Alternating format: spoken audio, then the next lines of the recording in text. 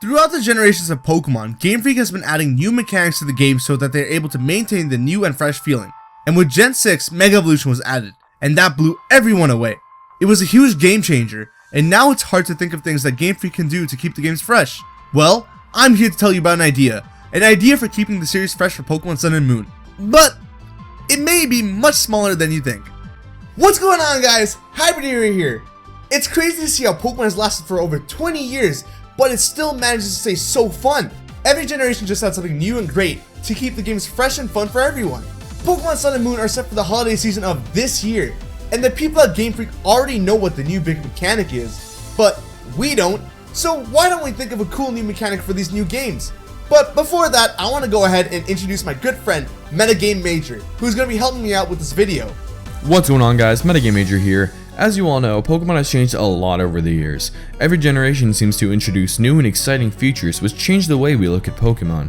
Generation 2 added items, Generation 3 added abilities and double battles, Generation 4 added the physical special split, Generation 5 added triple and rotation battles, and Generation 6 added Mega Evolution. Game Freak has added so many cool features over the years, and with Sun and Moon just around the corner, it doesn't look like they're done quite yet. Some games are more focused on major game-changing mechanics, although every generation has their fair share of changes. What's even crazier is some of the changes were foreshadowed in previous generations. The most notable one is Mega Evolution being hinted at in Black 2 and White 2 by Colress. What if Gen 7's major game changer is something like this? Something that's been hinted for generations in plain sight. Maybe something that's been hinted since Generation 2? Let me share our idea with you. What if we are getting a new type of Pokemon? No, I don't mean adding a new type like Dark Steel or Fairy types. I mean like a new type of Pokemon species. No, not like that. Here, what are Pokemon? They're animals, they're plants, ghosts, icebergs, and all types of other things. But they are all organisms. But organisms are never alone. Organisms are a host to many things, more specifically, microorganisms.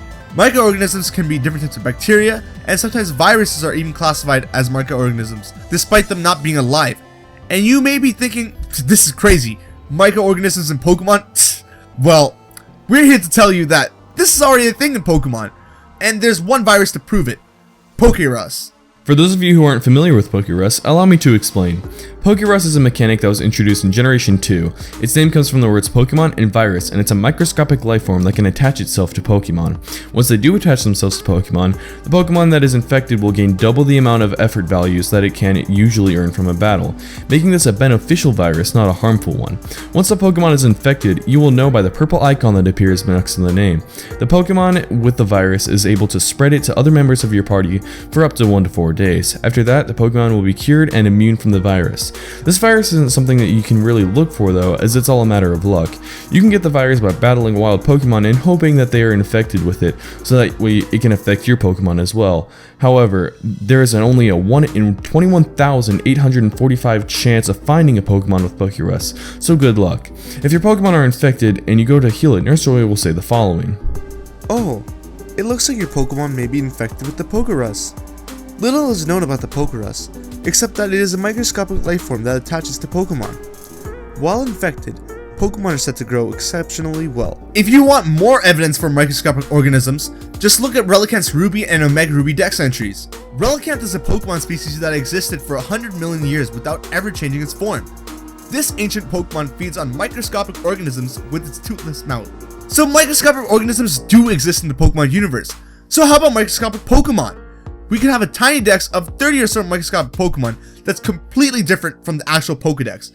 And these micro Pokemon can be beneficial and or harmful to the Pokemon that it is using as a host, to give it abilities that it didn't have before. For instance, we can have a micro Pokemon that will only attach itself to a water type Pokemon, and it could be able to make a pure water type's weakness to grass normal effective instead of super effective, at the cost of making its resistance to ice normal effective as well. We could have micro Pokemon similar to nature benefits, maybe something like a microorganism gives a boost to a certain stat and a nerf to another stat, a microorganism that raises the critical hit ratio but decreasing accuracy, or micro Pokemon changing the type of an actual Pokemon. If this were to be a thing, I'd expect people to get certain micro Pokemon the same way they would get Pokkén, randomly.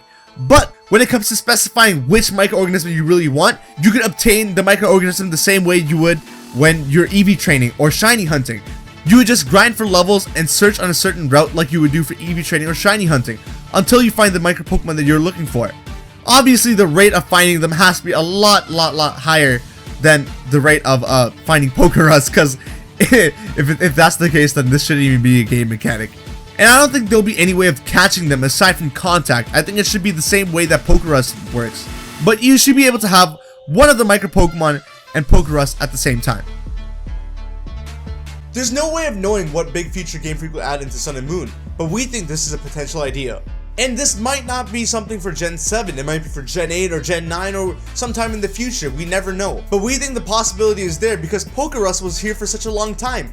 Game Freak could just be like, hey, Pokerus was here since Gen 2, so here you go, Micro Pokemon. Game Freak went big with Mega Evolution, so why don't they go just a bit smaller for Generation 7? So that's our theory. Thanks for watching, guys. If you haven't already, be sure to check out MetagameMajor's channel. Sadly, one of his last videos got attacked by a certain group of people, so it would really be nice if you guys can go on his channel and show him your support. And the Hawaii theory, everyone says that it's my theory. I did come up with it myself, along with my friend Ravine, who was there to help me when I was making up the theory. But at the same time, someone else thought of the theory as well, and that someone else is MetagameMajor himself. Be sure to give him credit for that as well. But the fact that he also came up with the Hawaii theory says a lot about the quality of his videos, so be sure to check it out. Once again, thanks for watching, guys. If you haven't already, be sure to hero punch that like button, comment down below, and subscribe if you haven't already, okay? Later, guys.